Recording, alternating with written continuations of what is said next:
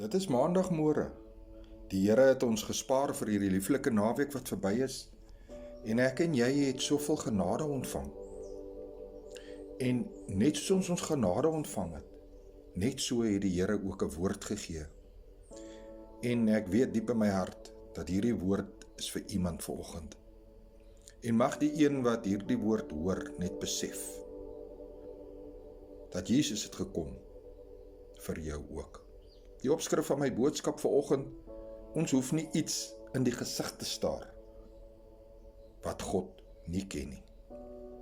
Ek begin met die lieflike, die fantastiese vers van Johannes 1, vers 14.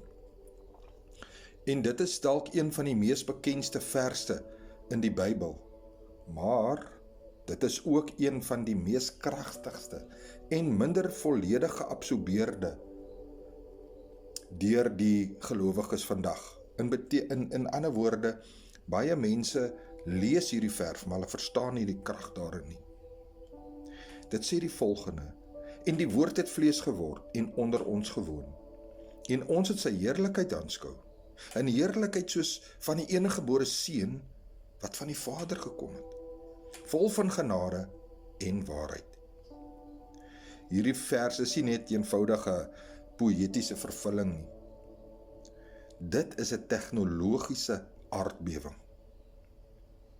Dit sê vir ons dat God nie instruksies eenvoudig net uit die hemel uit geskree het, of 'n ander wet gestuur het om die mensdom te help en reg te stel nie.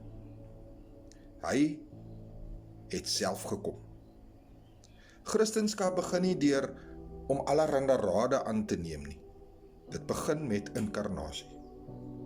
God het die menslike verhaal binnegekom, ware vlees aangeneem en ons gebroke wêreld, of by ons, in ons gebroke wêreld kom woon of dan tabernakel. Natuurlik, sodat verlossing van binne na buite kon plaasvind. Wat beteken inkarnasie? Die inkarnasie beteken hy, God, het vlees aangeneem, 'n man geword. God is geopenbaar in die vlees, is geregverdig in die gees, het verskyn aan die engele en profete, is verkondig onder die heidene, is geglo in die wêreld, is opgeneem in heerlikheid in die naam van Jesus. Die frase, die woord het vlees geword, dit verander alles vir gelowiges vandag. Die woord is nie net 'n konsep of 'n boodskap wat in die lug rondhang nie. Die woord is in persoon. Jesus het nie bloot die waarheid gepraat nie. Hy het dit beliggaam of uitgeleef. Dit maak saak, want dit is vir ons sodat God nie ver van menslike swakheid, pyn en stryd is nie. En daarom sê ek praat met jou vanoggend. Jy wat in hierdie swakheid, hierdie pyn, hierdie stryd is. Luister u mooi vanoggend. Hy het dit geleef. Hebreërs 4 vers 16 sê. En dit is bevestig deur te sê dat Jesus in staat is om met ons swakhede te simpatiseer. Omdat hy in alle opsigte versoek net soos ons was, maar sonder sonde. God red ons nie van ver af nie.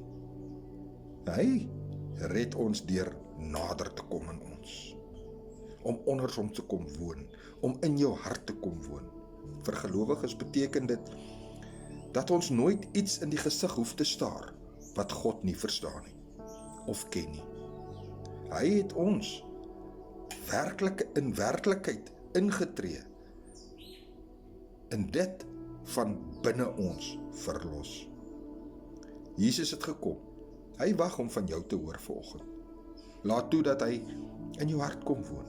Laat toe dat hy u denke met liefde oorstroom. En laat hy vir u skoene van bereidheid gee om sy naam en evangelie luid uit te spreek onder alle nasies. Ek laat hierdie boodskap vanoggend by u.